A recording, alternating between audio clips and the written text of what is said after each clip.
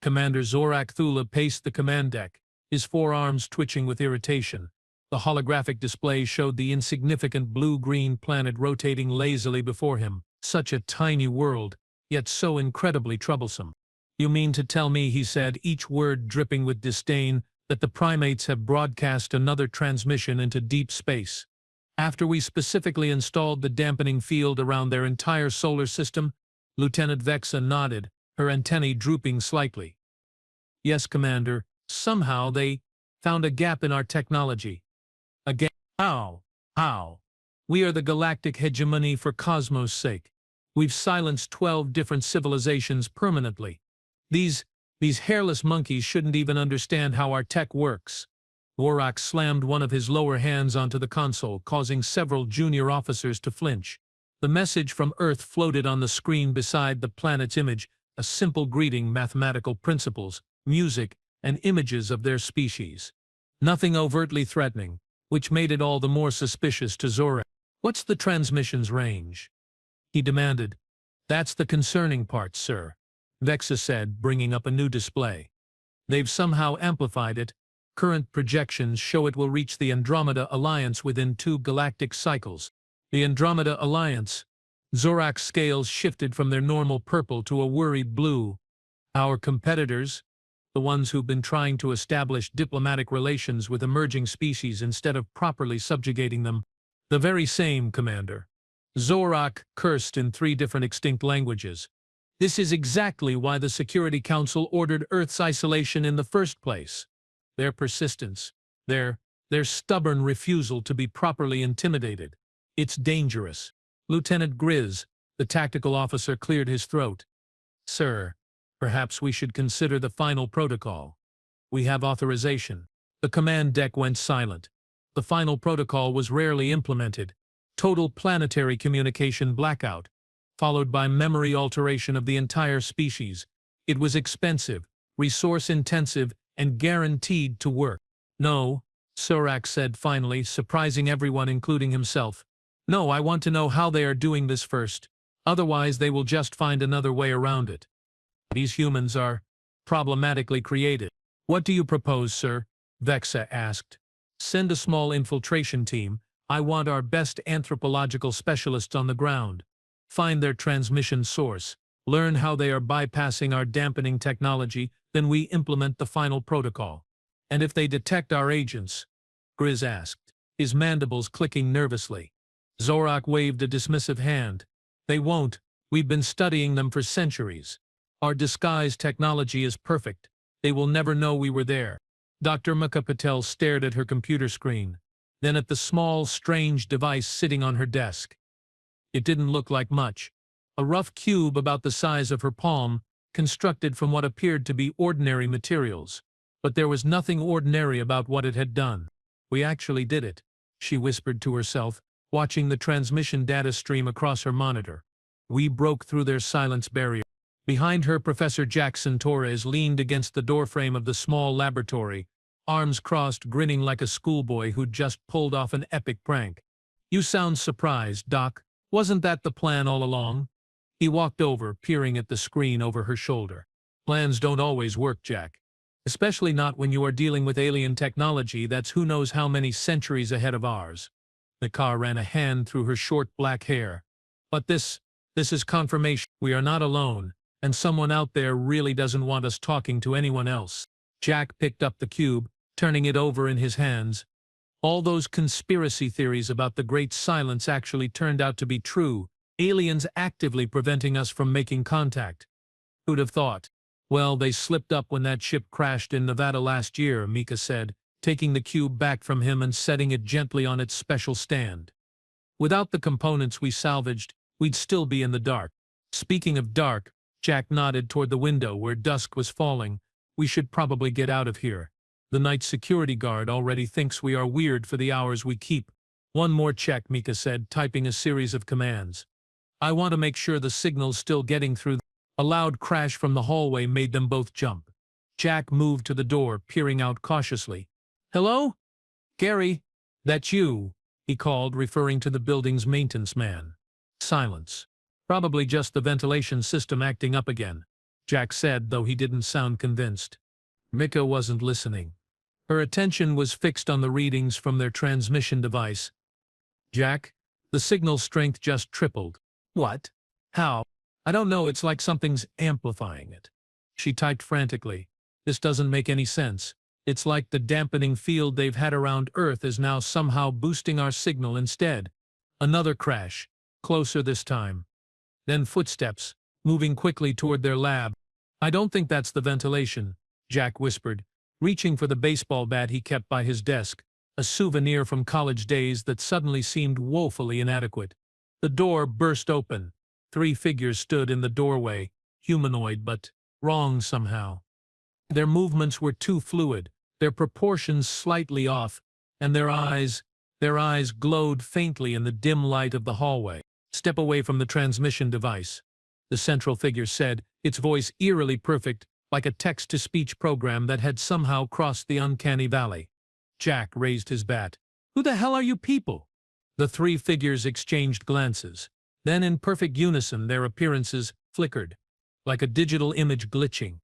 When they stabilized, they were no longer human. Mika gasped, stumbling backward against her desk. Oh my God!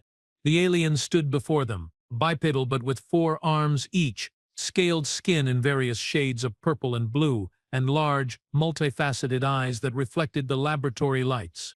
I will ask again, the leader said, its mouth moving in strange ways to form English words. Step away from the transmission device. Agent Drex was having a terrible day. First, the human disguise matrix had malfunctioned. Something about Earth's magnetic field interfering with the quantum stabilizers. Then they'd been forced to reveal themselves to the humans. And now, instead of simply confiscating the transmission device and completing their mission, they were talking. So you've been keeping us isolated? Deliberately? The female human, Dr. Patel, according to their intelligence, asked, her expression a mix of outrage and fascination. The galactic hegemony has a strict policy regarding emerging civilizations, Drex explained, trying to maintain authority despite the mission's collapse into impromptu diplomacy, especially those with your particular characteristics. What characteristics? The male human, Torres, demanded. He still held his primitive weapon, though he'd lowered it somewhat. Drex's fellow agent, Krell, answered before he could stop her. Your adaptability, your persistence, your capacity for both great violence and astonishing cooperation. You are unpredictable, and the hegemony doesn't like unpredictable, Drex added, shooting Krell a warning look. They were already sharing too much. So, instead of introducing yourselves, you just put a giant do not disturb sign around our entire solar system, Torres asked, his tone dripping with sarcasm. The dampening field prevents your transmissions from reaching other civilizations, the third agent, Nix, explained. It's actually quite sophisticated technology. Not sophisticated enough, Dr. Patel said with unmistakable pride, nodding toward the cube on her desk. We got through. Yes, Drex said grimly. That's why we are here. To understand how and to correct the situation. Torres stepped forward, bat raising slightly. And by correct, you mean? Drex hesitated. The mission parameters were clear. Identify the technology, neutralize it, prepare for the final protocol. But something about these humans gave him pause. Their resourcefulness in creating a counter to the dampening field was remarkable, and their reaction to meeting actual aliens was not terror, not even primarily anger, but curiosity. That depends, he said finally, ignoring the surprised looks from his fellow agents. Why is it so important to you to broadcast into space? You must know it could be dangerous. Not every species out there is benevolent. Dr. Patel stood a little straighter. Because it's who we are. We explore. We reach out. We connect. Keeping us silent isn't protection. It's imprisonment.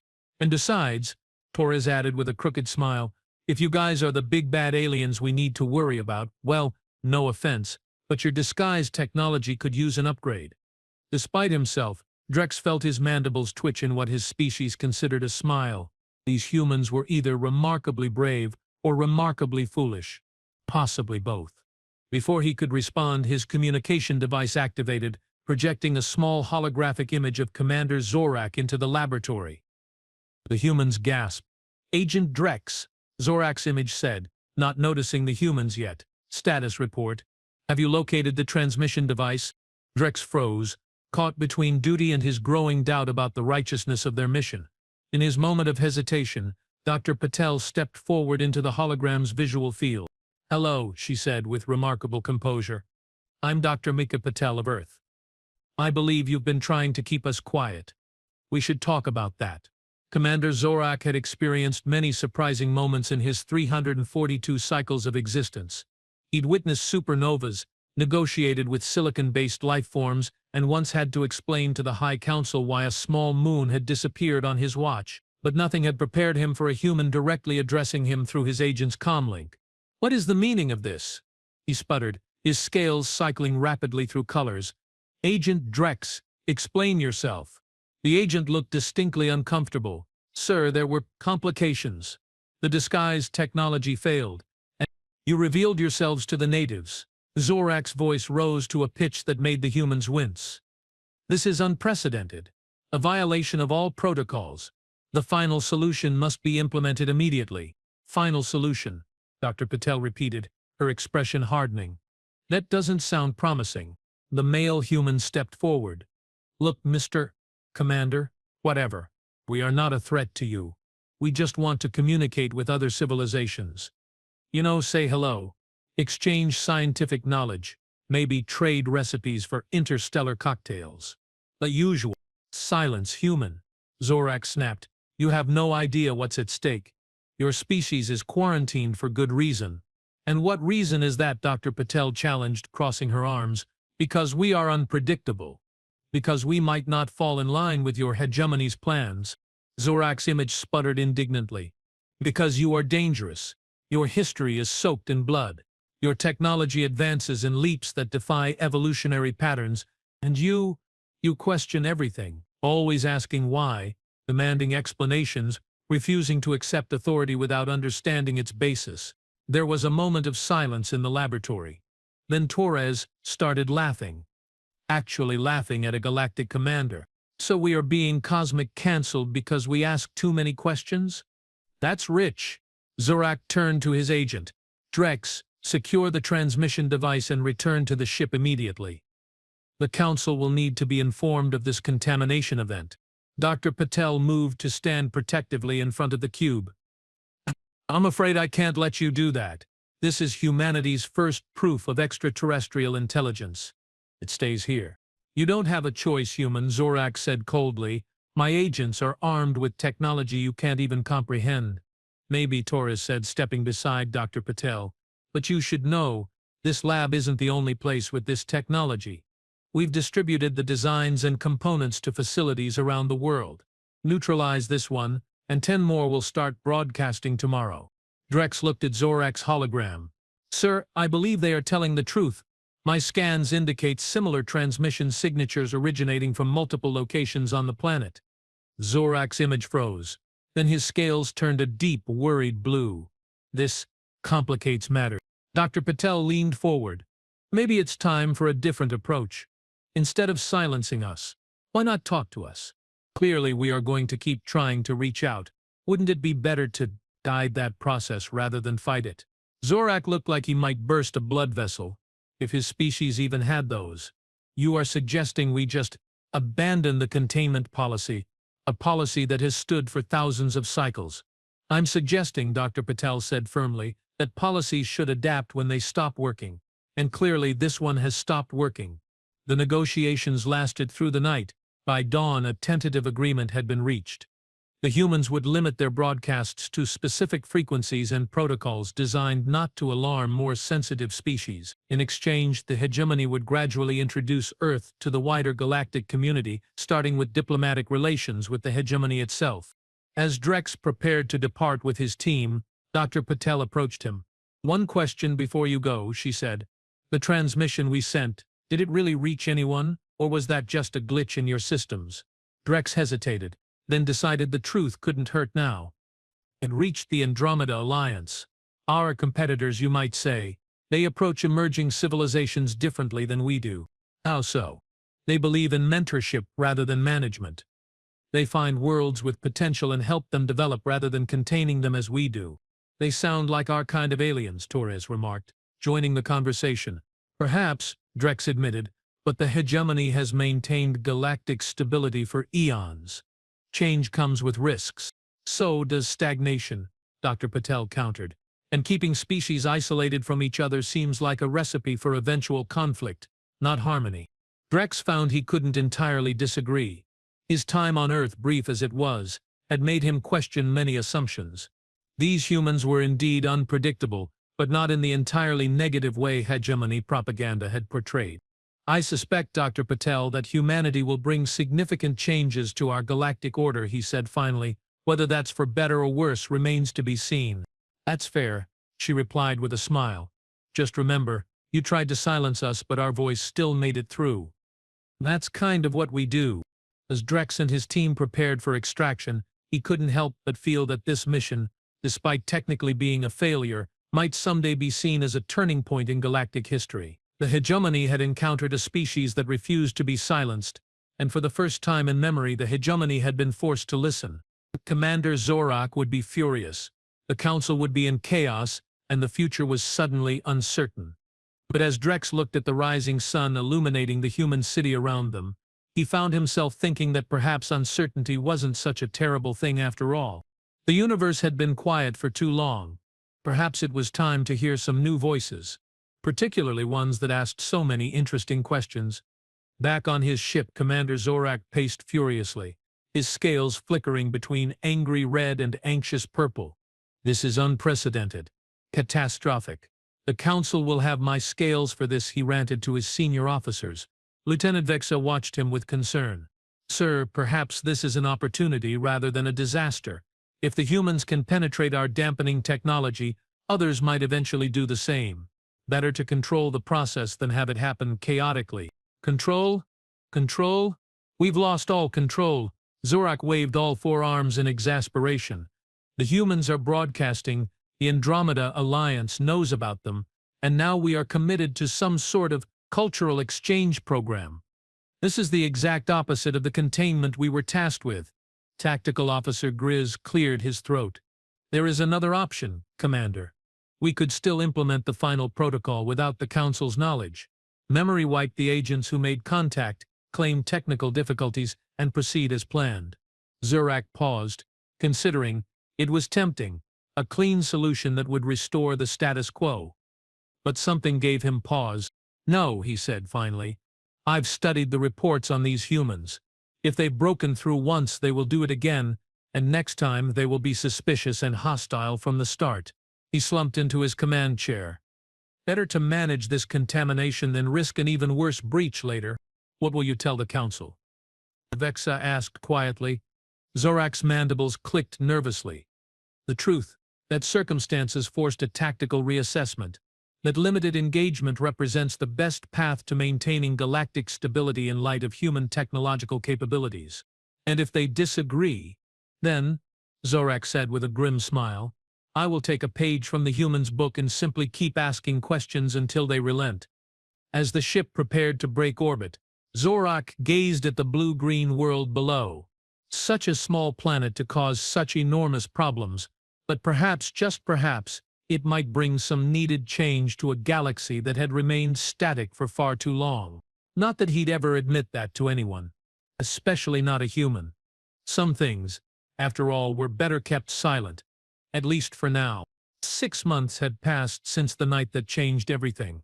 Dr. Meka Patel stood on the observation deck of the Hegemony diplomatic vessel, watching Earth grow smaller as they accelerated toward the edge of the solar system. The blue-green marble wrapped in swirling white clouds looked so fragile from here, and yet that tiny world had managed to shake the foundations of a galactic power structure that had stood for millennia. Having second thoughts? A voice asked beside her. Agent Drex, now officially designated as Cultural Liaison to Earth, joined her at the viewport. Mika shook her head. Not second thoughts. Maybe 473rd thoughts. But none of them are about turning back. Good, Drex said, his mandibles forming what she now recognized as a smile. Because Commander Zorak would probably have an aneurysm if we had to cancel the delegation at this point. Can your species even have aneurysms? Mika asked, genuinely curious. Figure of speech. But his central circulation nodule might explode, which would be messy and inconvenient for everyone involved. Mika laughed. Over the months of preparation for this journey, she'd come to appreciate the aliens' dry sense of humor. Drex had been assigned as the primary contact between humanity and the hegemony, a position that had initially seemed like a punishment from his superiors. Now he appeared to be embracing the role. "How's Jack handling the trip?" Drex asked. "Professor Torres is currently in his quarters, testing whether aliens have developed any cures for motion sickness." Mika smiled fondly. "He's brilliant with technology, but apparently wasn't built for space travel. We could adjust the gravity fluctuations," Drex offered. "Though most species adapt within the first solar day." "Don't tell him that. He's enjoying being dramatically ill far too much." Their conversation was interrupted by an announcement over the ship's communications system.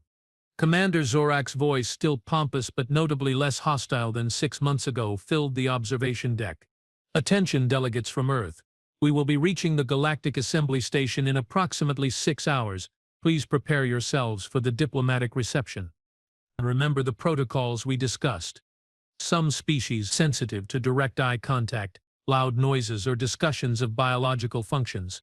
The announcement ended, and Mika exchanged a glance with Drex. "He's nervous," she observed. "Terrified," Drex confirmed. "This is unprecedented.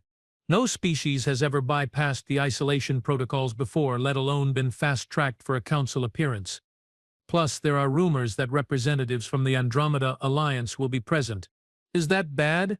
Drex's scales shifted to a thoughtful blue. "Complicated. The hegemony and the Alliance have different philosophies about galactic governance. We believe in stability through careful management. They believe in progress through, well, what they would call freedom and what we would call chaos." "And where do we fall in that spectrum?" Mecca asked, though she could guess the answer. "Based on your species' history and the fact that you built a device specifically designed to shout into the cosmic void despite our best efforts to silence you." Drex's scales rippled with amusement. "I think you know exactly where humans fall." Meanwhile, in the diplomatic strategy chamber, Commander Zorak was having what humans would accurately describe as a meltdown. "Unacceptable. Completely unacceptable," he ranted, pacing the chamber with all 4 arms gesticulating wildly. "The Andromeda Alliance has no official standing at this council meeting. Their presence is a deliberate provocation." Lieutenant Vexa, who had been promoted to diplomatic officer after the Earth incident, watched her commander with resignation. His tantrums had become more frequent as they approached the assembly station. "Sir, with respect, we knew this might happen," she said carefully. "The humans' transmission reached Alliance space. Of course they'd be interested. Interest is one thing. Sending a full diplomatic delegation is another." Zorak stopped pacing long enough to pull up a holographic display showing the incoming ships approaching the assembly station. One vessel, marked in the distinct crystalline blue of the Alliance, was already docked. "They arrived early." "Who arrives early for a diplomatic function? It's uncouth." "The humans might see it as enthusiasm," Vexa suggested. Zorak made a sound that his translator couldn't quite process. Something between a growl and a sigh. "That's exactly what worries me. The humans and the Alliance, finding common ground, it could upset the careful balance we've maintained for eons." "Balance?" came a new voice from the doorway. "Or stagnation?" Zorak spun around to find Professor Torres leaning against the doorframe, looking slightly pale but determined. How long he had been listening, Zorak couldn't tell. "Professor Torres," Zorak said stiffly, "this is a private strategy session. And shouldn't you be indisposed? Agent Drex reported you were suffering from spatial adjustment syndrome." Torres pushed himself off the doorframe, walking unsteadily into the room. "Amazing what the motivation to eavesdrop can do for nausea. And your privacy protocols need work. These doors open for anyone." "I will have security look into that," Vexa noted, trying not to sound amused. "What did you mean?" Zorak demanded. "About stagnation." Torres shrugged, dropping into one of the alien-designed chairs that somehow accommodated multiple species comfortably. "Just an observation. From what your people have told us, and what I've read in your cultural database, the hegemony hasn't changed much in, 20,000 years. Stability is our primary achievement," Zorak said proudly. "The greatest civilizations understand that once optimal conditions are reached, preservation becomes the highest goal." "Ah," Torres said, in that particularly human way that suggested profound disagreement without directly stating it. On Earth we have a saying, if you are not growing, you are dying. A typically human perspective, Zorak sniffed. Your species has barely achieved planetary unity, let alone the kind of lasting harmony the hegemony provides. True, Torres conceded with a lopsided smile. We are messy, argumentative. We take 3 steps forward and 2 steps back, but we keep moving. And I'm wondering if maybe that's why you tried so hard to keep us quiet, not because we are dangerous, but because we are unsettling to your idea of how things should be. Zorak's scales flushed deep purple, a sign of indignation that Torres couldn't yet recognize. Before the commander could respond, the ship's alert system activated. "Commander," came the voice of the navigation officer. "We've received a priority communication from the assembly station. The Council is requesting we accelerate our arrival. The Alliance delegation has made a proposal regarding Earth." Zorak's eyes narrowed to slits. "What kind of proposal?" "They are offering humanity immediate provisional membership in the Alliance Cooperative, sir, with full technology sharing privileges." The silence that followed was broken only by Torres's low whistle. "Well," he said with undisguised delight, "this just got interesting." The Galactic Assembly Station hung in space like an impossible geometric dream, a structure of intersecting rings and spheres that seemed to defy physics. As the hegemony ship docked, Dr. Patel pressed her face against the viewport, drinking in the sight of the massive construction. "It's beautiful," she breathed. "Functional," corrected Zorak, who had insisted on personally escorting the human delegation from the ship. "Beauty is secondary to purpose. Can't it be both?" Mika challenged, not taking her eyes off the station. "The most elegant solutions often are." Zorak made a dismissive noise but didn't argue further. He had more pressing concerns than human aesthetics. The news of the Alliance's offer had thrown his carefully planned diplomatic introduction into chaos. Instead of a controlled, gradual integration of humanity into galactic affairs, with the hegemony firmly guiding the process, they now faced a potential bidding war for Earth's allegiance.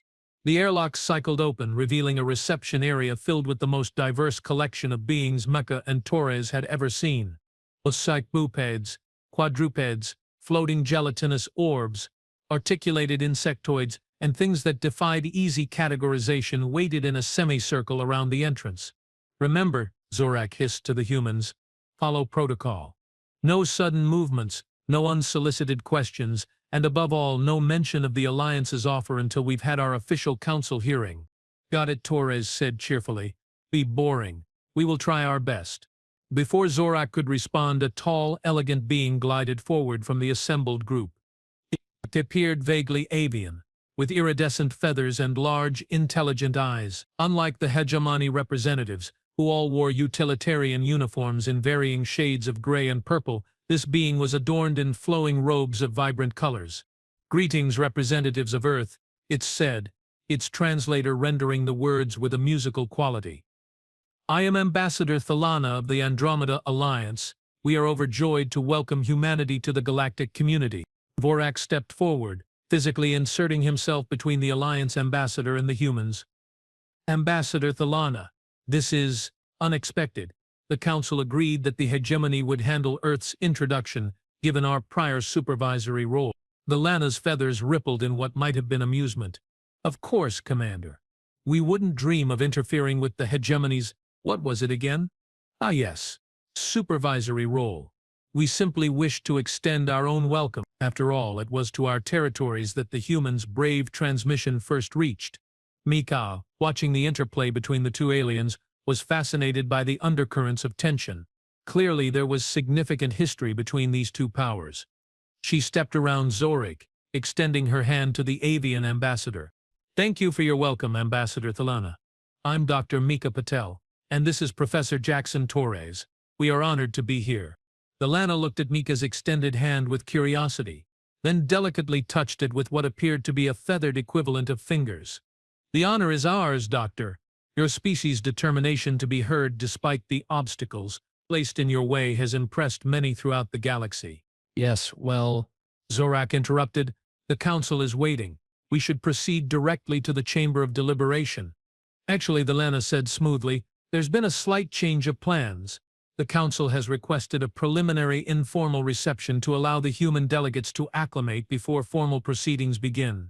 It's this way, if you will follow me. Zorak's scales cycled rapidly through several colors before settling on a mottled pattern that suggested extreme agitation. This is irregular. The schedule was approved by the High Council itself. Plans change, Commander. Elena replied with what sounded very much like a human shrug in her voice.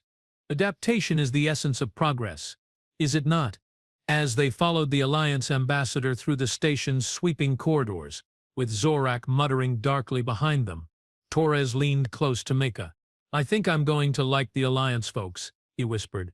Don't get too comfortable, she whispered back. We don't know enough about either side yet. This isn't about picking teams. It's about establishing humanity's place in a complex political landscape we barely understand. True, Torres conceded, but admit it, seeing Commander Four Arms all flustered is pretty satisfying after the whole let's silence Earth forever thing. Maka couldn't entirely suppress her smile, maybe a little. The reception area was a vast domed space with a transparent ceiling that offered a breathtaking view of the surrounding stars. Dozens of different species mingled, some recognizably bipedal, others utterly alien in form. Hovering translation devices buzzed through the air, facilitating communication across what must have been hundreds of different languages. Agent Drex, who had joined them after completing docking procedures, served as their guide. That group there, he said, nodding toward a cluster of tall, thin beings with silvery skin, are the Lumidarians, mathematical geniuses, terrible conversationalists. And over there, he indicated several bulky turtle-like creatures, the Gorn Collective, extremely long-lived and patient. They are still considering a proposal from 600 cycles ago. This is incredible, Mika said, trying not to stare too obviously at a being that appeared to be made entirely of interwoven tendrils of light. How many different species are represented here? At the assembly station, currently about 40 major civilizations and perhaps 100 minor ones. In the known galaxy, thousands, though many are pre-FTL and under observation rather than active participants. Like we were, Torres noted dryly. Drex's scales shifted to an apologetic blue. Yes, though your case was special, because we were quarantined instead of just observed, Mika said. Why, what made Earth so different? Before Drex could answer, they were approached by a delegation of beings Mika couldn't immediately categorize. They moved with a fluid grace that suggested they might be aquatic in their natural environment, their skin a pattern of shifting blues and greens. The humans, one of them said, their translator rendering their bubbling speech into crisp English. We have followed the reports with great interest. I am Delegate Morvax of the Oceanic Concordat. Torres stepped forward, offering a small bow that Drex had taught them as a universally acceptable greeting. Professor Jackson Torres, this is Dr. Mika Patel. It's an honor to meet you. The honor is mutual, Morvax replied. Your species has accomplished something unprecedented, breaking through a hegemony containment field. Many have wondered how this was achieved. Mika noticed Zorak suddenly paying very close attention from where he stood, conversing with several official-looking hegemony representatives. A combination of determination and luck, she said carefully. We salvaged components from an unexpected discovery. A crashed hegemony scout ship, Torres added bluntly. Apparently, even advanced aliens sometimes forget to check their engine maintenance schedules. Morvax made a sound that the translator didn't process, but which seemed amused. Indeed, equipment failures have led to many fortunate accidents throughout history. Their gaze shifted to Zorak, who was now moving purposefully toward their group. Perhaps we might continue this conversation later, in more private circumstances. The Oceanic Concordat has long been interested in alternatives to hegemony communication protocols. We would welcome that, Mika said quickly before Zorak could intervene. As Morvax and their delegation glided away, Zorak arrived, looking suspiciously between the retreating aliens and the humans. What did the Concordat want? He demanded. To say hello, Torres replied innocently. Isn't that what these receptions are for? Making new friends? Zorak's eyes narrowed. The Oceanic Concordat has been agitating against hegemony policies for centuries. They are not friends you want to make before your formal introduction to the Council. Perhaps humans should decide for themselves who their friends are, came Ambassador Thalana's melodic voice as she rejoined their group. After all, free association is a fundamental right recognized by most advanced civilizations. A right that must be exercised with wisdom and proper guidance, Zorak countered, especially for newcomers to galactic society. Thalana's feathers rippled in what might have been the avian equivalent of raised eyebrows. Guidance or control, Commander? The distinction seems particularly relevant given Earth's recent history with the hegemony. The tension between the two was palpable. Mika, sensing the potential for diplomatic disaster, stepped between them. Both perspectives have value, she said diplomatically. We appreciate the hegemony's experience and the Alliance's welcoming approach. Earth hopes to learn from all galactic civilizations as we find our place among the stars. Torres nodded solemnly beside her, though Mika could see the hint of a smirk tugging at his lips. He was enjoying the interstellar drama far too much. A soft chime echoed through the reception chamber, and the assembled beings began to move toward a large set of ornate doors on the far side of the room. The council is ready, Drex explained quietly. Remember, this is unprecedented. Normally, species go through decades of preparation before addressing the full council. Good thing we are fast learners, Torres quipped, straightening his formal attire. A specially designed suit that would read as diplomatic formal wear to most species. Mika took a deep breath, feeling the weight of responsibility settling on her shoulders. They weren't just scientists anymore. Somehow they had become Earth's first ambassadors to the galaxy. Whatever happened in that council chamber would shape humanity's cosmic future for generations to come. Ready? Drex asked as they approached the towering doors. As ready as anyone could be to make first contact with an entire galactic government, Mika replied with a nervous smile, which is to say, not at all, but we will fake it convincingly. The massive doors swung open silently, revealing a vast circular chamber beyond. Tiered seating rose in concentric rings around a central platform, each tier filled with representatives of different species. At the highest level sat what could only be the High Council itself, 9 beings of different races, each emanating an aura of authority that transcended species barriers. Delegation from Earth, announced a sonorous voice that seemed to come from everywhere, and nowhere at once. You may approach the circle of voice. The council chamber hummed with a low murmur as Mika and Torres stepped onto the central platform, accompanied by Commander Zorak and Ambassador Thalana. Each representing their respective powers, Agent Drex remained at the edge of the platform, technically present as a cultural liaison rather than an official part of the proceedings. The central platform, Mika noted with scientific curiosity, appeared to be made of a material that shifted subtly beneath their feet, adjusting to provide optimal comfort for each species standing upon it. The technology on display throughout the chamber was centuries, perhaps millennia beyond Earth's current capabilities. One of the High Council members leaned forward, a being with a vaguely humanoid upper body but a lower portion that seemed to phase in and out of visible reality. I am High Counselor Ezran, they said, their voice reverberating with authority. For the record of these proceedings, please state your names and positions as representatives of Earth. Mika stepped forward. I am Dr. Mika Patel, astrophysicist and lead developer of Earth's breakthrough communication technology. This is Professor Jackson Torres, quantum engineer and my research partner. Torres gave a small wave, which earned him disapproving looks from several council members and an almost imperceptible headshake from Drex. We understand, Counselor Ezran continued, that your presence here represents an unprecedented situation. Earth was under a Class 3 isolation protocol, yet somehow your transmissions penetrated the containment field. The Council wishes to understand how this was achieved. Before Mika could respond, Zorak stepped forward. High Counselors, if I may. The technical details of this breach are sensitive and potentially dangerous if widely disseminated. The hegemony recommends this portion of the hearing be conducted in a closed session. A different counselor, this one, appearing as a cloud of shimmering particles loosely held in humanoid shape, spoke next. The hegemony's concern is noted. Commander Zorak. However, the Alliance has raised the point that Earth's achievement may indicate fundamental flaws in the containment protocols that have been the cornerstone of hegemony policy for millennia. This has implications for all Council members. Ambassador Thalana stepped forward, her feathers gleaming under the chamber's lights. Indeed, High Counselor Vashti. If one emergent civilization can bypass these supposedly impenetrable barriers, others might do the same. The question becomes not just how they did it, but whether the entire policy of isolation requires reassessment. The chamber erupted in murmurs and translated exclamations. Clearly this touched on a controversial topic. Luca glanced at Torres, who gave her a subtle nod. They had discussed this moment in preparation for the hearing, how much to reveal, how to position Earth's accomplishment. Micah addressed the council again.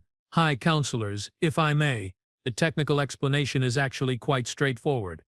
We combine salvaged components from an accidental hegemony crash with our own understanding of quantum entanglement. The resulting device doesn't so much penetrate the containment field as it redirects it. In essence, we turned the barrier into an amplifier. This caused another wave of reactions throughout the chamber. Several council members leaned together in whispered consultation. Impossible, Zorak declared. The containment field is based on principles your civilization couldn't possibly understand, let alone manipulate. Torres stepped forward. With respect, Commander, that's where you miscalculated. By isolating us, you created a species that evolved to solve problems without external influence. We developed our science along different paths than yours. Sometimes, an outside perspective sees solutions that those embedded within a system cannot. A third counselor, this one resembling a massive arthropod with compound eyes that gleamed with intelligence, raised what might have been a limb for attention. This raises profound questions about our entire approach to emerging civilizations. They said, their translator rendering their clicks and whistles into measured tones. Perhaps isolation doesn't protect the galaxy from potentially dangerous species, but merely delays inevitable contact while denying us the benefits of fresh perspectives. Precisely the point the Alliance has been making for centuries, Delana said smoothly. Which is why we have proposed provisional membership for Earth in our cooperative. Their ingenuity should be welcomed and nurtured, not contained and suppressed. Reckless, Zorak exclaimed. Earth has barely achieved unity on their own planet. They still wage wars, consume resources unsustainably, and their history is marked by violence and conquest. The containment protocol was implemented for good reason.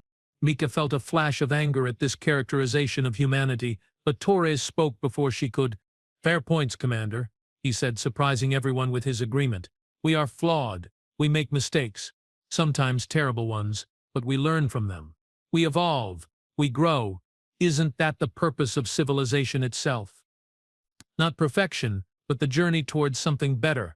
The chamber fell silent as his words were translated across hundreds of different languages and neural interfaces. Mika watched the council members trying to gauge their reactions through unfamiliar physiologies. Counselor Ezran spoke again. The delegation from Earth raises valid philosophical questions. Our containment policies were established in a different era, when the memory of the Great Conflict was fresh. Perhaps it is time to reevaluate. Or perhaps, countered another counselor, this single exception does not warrant overturning eons of successful stability. The hegemony's methods have prevented countless interspecies conflicts, while also potentially stifling countless beneficial interactions. Ambassador Thalana responded. Evolution requires change, challenge, even conflict at times. The Alliance believes diversity of thought and approach strengthens all. The debate continued, with council members arguing positions that clearly had deep historical roots. Mika and Torres exchanged glances, both realizing they had stumbled into a much larger political dispute that had merely been catalyzed by Earth's breakthrough. Finally, Counselor Ezran raised all four hands, calling for silence. We have heard enough to understand that this matter extends beyond the specific case of Earth. A full council deliberation is required. They turned their attention directly to Mika and Torres. Representatives of Earth, you have demonstrated remarkable ingenuity and determination. The Council recognizes your achievement and your right to be heard among the stars. A formal declaration appeared in holographic form before them, with symbols Mika couldn't read but somehow understood represented Earth's official recognition as a galactic entity. However, Ezran continued, the question of Earth's relationship with existing galactic powers, whether as a probationary member of the hegemony, an alliance affiliate, or as an independent entity, requires further consideration. We propose a grace period of one standard cycle, during which Earth may engage in limited cultural and scientific exchange while the Council evaluates the broader implications of this situation. Mika stepped forward. We accept this proposal, High Counselor, and thank the Council for its consideration. Earth seeks neither to disrupt the galactic stability nor to align blindly with any existing power. We simply wish to join the cosmic conversation from which we were excluded. Isren nodded, an impressively universal gesture across species. Well spoken, Dr. Patel. The hearing is concluded for now. The Council will reconvene after deliberations. As they were escorted from the chamber, Torres leaned close to Mika. So basically we've triggered an interstellar political crisis, just by saying hello. Not bad for our first day in galactic society. Mika couldn't help but laugh. I suppose when you've been silenced for so long, your voice tends to echo rather dramatically when it finally breaks through. Later, in a quiet observation lounge, overlooking the vast starfield, Mika, Torres, and Drex sat together, processing the events of the day. Commander Zorak had been summoned to an emergency hegemony briefing, leaving them temporarily free of his hovering presence. So, Torres said, leaning back in his chair with a glass of something Drex had assured them was safe for human consumption, we are basically caught in the middle of a cold war between space bureaucrats and space progressives. That's not exactly what I expected when we built our little cube. Drex's scales shifted to a contemplative blue. It's more nuanced than that. The hegemony and the alliance represent fundamentally different visions of what galactic civilization should be. Neither is entirely wrong, but the hegemony did try to silence us, Mika pointed out. That doesn't exactly inspire trust. True, Drex admitted, but consider it from their perspective. Throughout history, when technologically advanced societies encountered less developed ones without proper protocols, the results were often catastrophic for the less advanced group. The containment policy was designed to prevent such outcomes. By keeping us ignorant of the wider universe, Torres challenged. By allowing you to develop at your own pace, without external influence that might disrupt your natural evolution, Drex countered. Though I admit in practice, it became more about control than protection. Mika stared out at the stars, contemplating. What happens now? This grace period the Council mentioned. Now, came Ambassador Thalana's melodic voice as she entered the lounge, you become the most courted species in the galaxy. The hegemony will try to convince you that their approach offers security and stability. We in the Alliance will offer freedom and opportunity. Others will present their own cases. And what do you think we should do? Mika asked directly. Velena's feathers rippled thoughtfully. I think you should do what humans seem remarkably good at. Chart your own course. Listen to all, align with none exclusively. Your voice has already changed the conversation merely by being heard. Imagine what it might do if you use it wisely. Torres raised his glass in a toast. To humanity's voice finally echoing among the stars, may it speak wisdom more often than not. As they all joined the toast, even Drex with his alien beverage, Mika felt a profound sense of possibility. Humanity had broken the silence imposed upon them, and in doing so had perhaps begun to break a much older stagnation across the galaxy. They had wanted to say hello to the universe. Instead, they might have started a revolution with a simple message. We are here. We will be heard. Our voice matters.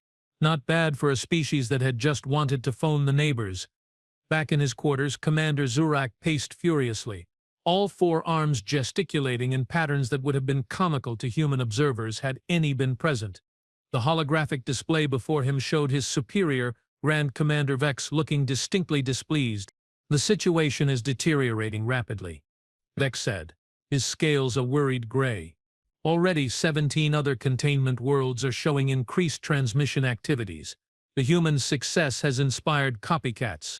I warned the Council this would happen, Zorak said bitterly. Give one species an exception, and suddenly everyone thinks the rules no longer apply. The Council is divided, Vex admitted. The Alliance faction is gaining support for their mentorship approach. Even some traditional hegemony allies are questioning the containment policy. So what are my orders? Vex's expression became grave. Officially, you are to abide by the Council's grace period ruling and facilitate limited exchange with Earth as directed. And unofficially? Unofficially, the Security Directorate believes it's crucial that Earth align with the hegemony rather than the Alliance.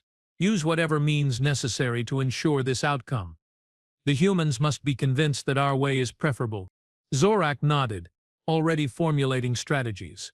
And if persuasion fails, thus his image leaned closer, then we must ensure that Earth's example does not continue to inspire others. One way or another, this challenge to the established order must be contained. As the communication ended, Zorax stared out at the stars, contemplating the unpredictable species that had disrupted millennia of careful management. Humans, with their questions and their persistence and their refusal to be silenced, perhaps they were right to question the status quo, perhaps the galaxy had been too quiet for too long. Not that he'd ever admit that to anyone, especially not a human. Some revelations, after all, were better kept to oneself, at least until the stars aligned differently.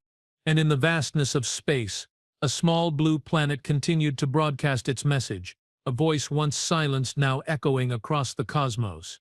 We are here, we will be heard, and the universe will never be the same again.